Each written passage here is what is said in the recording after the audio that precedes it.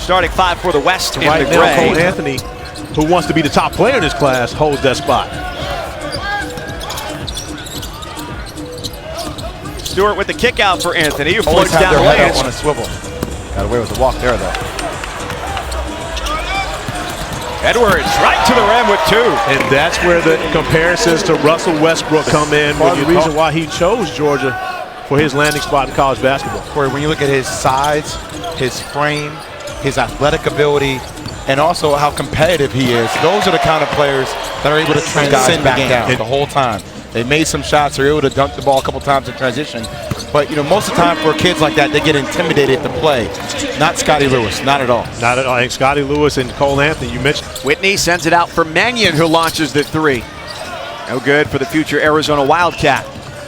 Look at that. I mean, Edwards just probing the whole time, and then Cole Anthony with the strong finish. I think that's what you love about Edwards, too. He doesn't do anything nonchalant. Junior in high school right now, but choosing to move up again.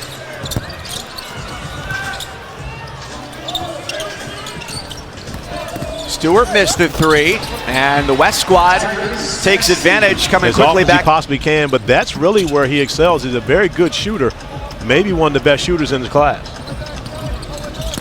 Here comes Watford, the drop-off for Jaden McDaniels, 6th ranked in the class. Obviously, for Tyrese Maxey, you got to think about next year for Kentucky basketball. What happens with P.J. Washington? Will he be able to come back and play this weekend in their Sweet 16 game? They have guards. Their guards are talented. Just depends on who decides to stay.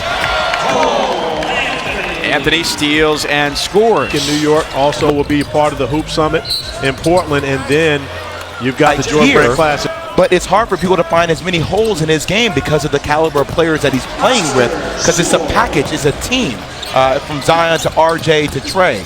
And you may see more of that. I'm not saying that's the reason, but you still may see more of that as we continue with this super team effect. Well, and I tag your point on that one. If you take Zion Williamson and you put him at Clemson, and of course, as great as he's been, he most likely would not be the projected #1 pick in the draft. And that has a large part to do with why you have so many of these undeclared players in this game being recruited by guys who have already signed, and that's been huge here this week at the McDonald's game. Corey, you stayed in your home state to play college basketball at Virginia, and you mentioned, Jay, some of those situations, whether it was Langford, who stayed in his home state. Can't deter you from being a great player at the next level. But still, I mean, look, Trae Young's able to do his thing, but Trae Young at Oklahoma last year, I mean, he was great at the beginning of the year. At the end of the year, people were all over him. No good for Antoine from the wing for the future Villanova Wildcat. Did he call glass? Did Wendell call glass on that one? The step back was nice. K was, and this is a quote, jumping up and down when he made his commitment. Believe it or no. And you're talking about a young man that's 6'5", 6'6", and a great wingspan and the ability to play, you know, to facilitate for his teams. He may be in that position where he has to be there for general. We haven't seen an attempted lob. It's very rare at this point. We haven't seen guys shooting for highlights. It's simply been about the young man to do it. His teammates look at him as a politician. Now that we've seen our first lob in the game. Lewis loves it with Isaiah Stewart, who committed to Washington back in January, throwing it down. I'll tell you, Corey, a low-key attribute about leadership that Scotty Lewis has. His conditioning is off the charts. He never gets tired. And for a guy who talks as much as he does, I wouldn't go with that. You were always talking. And again, you know, and I had a conversation with Greg Anthony as Cole scores another one coming back. So you've got talent at Florida. Hurt with a fadeaway, scores off the window. He's undecided. The fact that all Duke, North Carolina, Kentucky, Kansas, everyone with representation here, and I'm not sure if that lob was supposed to be dunked or go in, but it still counts. Watford, shot puts it in. I also thought, you know, Trendon Watford had a very impressive week as well. This is a young man who's dropped, you know, 20 to 30 pounds since last summer, really got his body into great shape, and you see it's really affected his play, being able to get out on the perimeter and do more, and more importantly, making plays at the rim. I got a question for Paul Biancardi. Paul, at what point did it start to click for Matthew Hurt? Fits in as a piece anywhere in college basketball. And that versatility in today's game is a must. You have to have that skill set in order to go to the next level. Wiseman corrals it and stuffs it. Two levels ahead, and that's where James Wiseman most likely will be headed a year from now. With your ability to hunt down rebounds, to play hard. To play hard is a skill set. That is a skill set now. Now, when we back in the day, I just didn't text you. It looks good on you too, brother. Vince, I don't know if you had a chance to watch the Powerade Jam Fest last night, but Fran Beliebe did some pretty cool things. Maybe you caught it on Instagram if you didn't see it live. A young lady take over the slam dunk contest like that. What does it say about the growth of the game? I've said it soon. I said soon you're going to see females and young ladies catching lobs soon. I mean, it was the evolution of the 1 foot, 1 hand dunk to now the power dunk to 2 hand. I don't really have a favorite. I just say I usually say most talked about. The Olympic dunk, of course. The one over Alonzo Mourning was talked about a lot. So I just 360s in warm-ups is ridiculous. And as you look at the notable slam dunk champions from Baron Davis, Carmelo Anthony, Candace Parker, I want to give her last night a lot of credit. I think the game is really transcending to a different place. And even where you have a woman like Breonna Stewart who made some comments today about the NCAA. A year ago, Zion saying, I got dead legs, but I'm going to go out and do this anyway. She was on dead legs, and that's what she's doing. Imagine what she's going to be able to do when she gets to Stanford. And I'm looking forward to watching Fran Beliebe, and of course, and the generation that she inspires behind her of not only dunkers, but female basketball players coming next. And all the social media trolls about awesome. One kid was doing a windmill over 3 people. He deserves. No, stop it.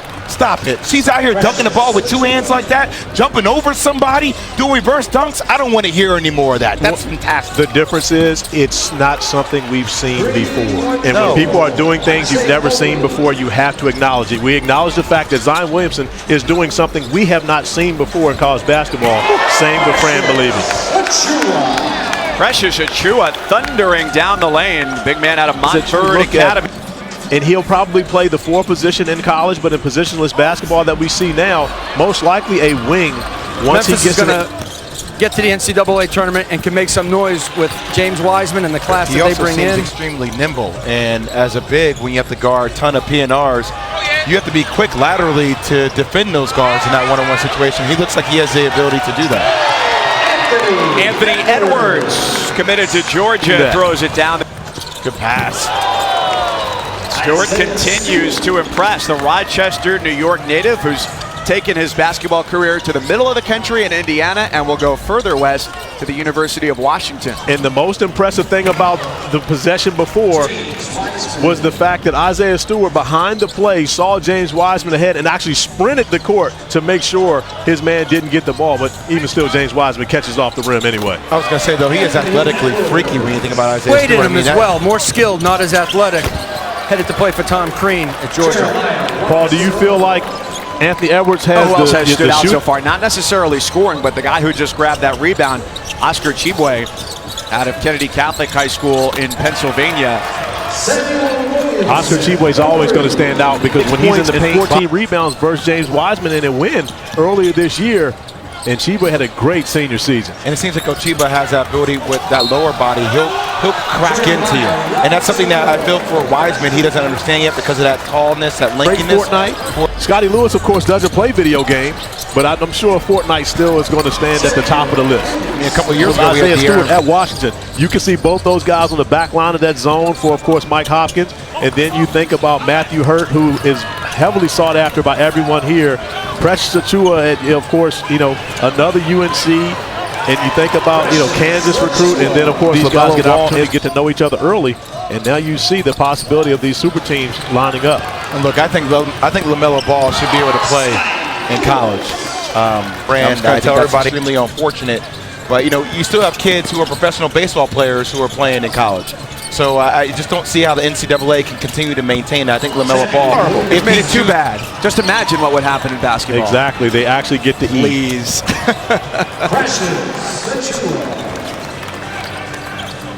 I think Jaden McDaniels is an interesting case. Jalen, who's at San Diego State, but he's out of Washington. So it's like we talked about before, super teams, or do you follow maybe what your heart says to you and go where your family is, or stay at home, or Scotty was last summer. He wasn't anywhere near the top 10, was he? No, he was not near the top 10, but he was always inside the top 30. He's been a high-profile recruit since basically his So with the sophomore year. ESPN 100. If you have any complaints about the rankings, please tweet them at Paul B. and Cardi. All compliments to at Corey Alexander. VA. Believe me, he's getting enough of those already. You see what he's been able to do over this season and really impressing a number of players and a number of those evaluators out there who determine that number to the left side of their name. Paul, is your phone melting already? Get it into the post. There's always a threat on the big fella. We've seen a basketball game where two teams are actually going out competing, trying to win. Floor opens up for Watford. Sprinting down. Brother Christian.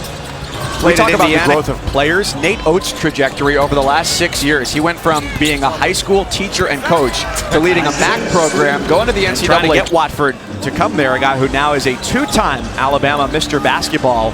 The last two of whom went to Alabama. Tyrese basketball. And this is part of what we've been waiting for, this matchup between Cole Anthony and Nico Mannion at the point guard position. I want to see what kind of talent I'm going to have around me, and I want to see who can help me get to a Final Four as a freshman. If that provides, which is something that should have happened a while ago. You're absolutely right. And again, it's something that will benefit both the NBA and college basketball, because the kids who come to college to play single first names, and that star power might not be in the college game. But what you do, instead of you having the star power on individuals, you have the team star power. And you start thinking about, in the NBA draft, had he gone to Kansas or gone to Kentucky and had to go play alongside, the talent level where he wasn't able to shoot the ball whenever he wanted to. Those two. And then you also have Boogie Ellis. That's right. Jay, and I'm not sure if you've seen Boogie, but Boogie can boogie. You think about a young man who can flat out score.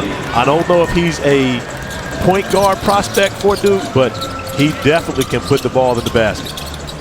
Jay, you talked about Baker's redshirt year and how it changed so late in the season for him. Wouldn't you love to see college basketball? It'll be interesting to see if the West can find a way to make a comeback here late in this one. 6 minutes remaining, but when Trace is attacking the rim like that, it's going to be hard to come back. Trace Jackson, post players who can play with his back to the basket, but also has the touch outside the paint. Wow.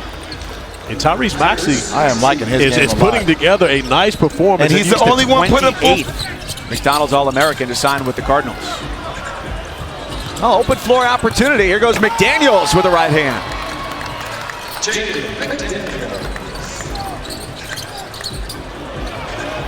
And now Anthony. And just like that, and we talked about the West after Tyrese Maxey knocking down.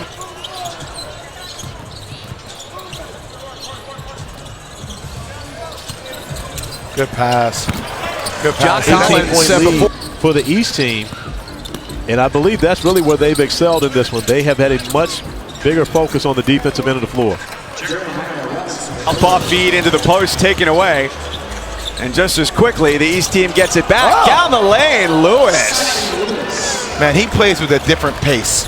It's just a different pace than anybody else. I agree with that wholeheartedly. He sprinted down, scored the layup, and then sprinted back to actually inbound the basketball. And he's the guy getting back on the floor, and we're getting an opportunity to see Josiah James in the mix now.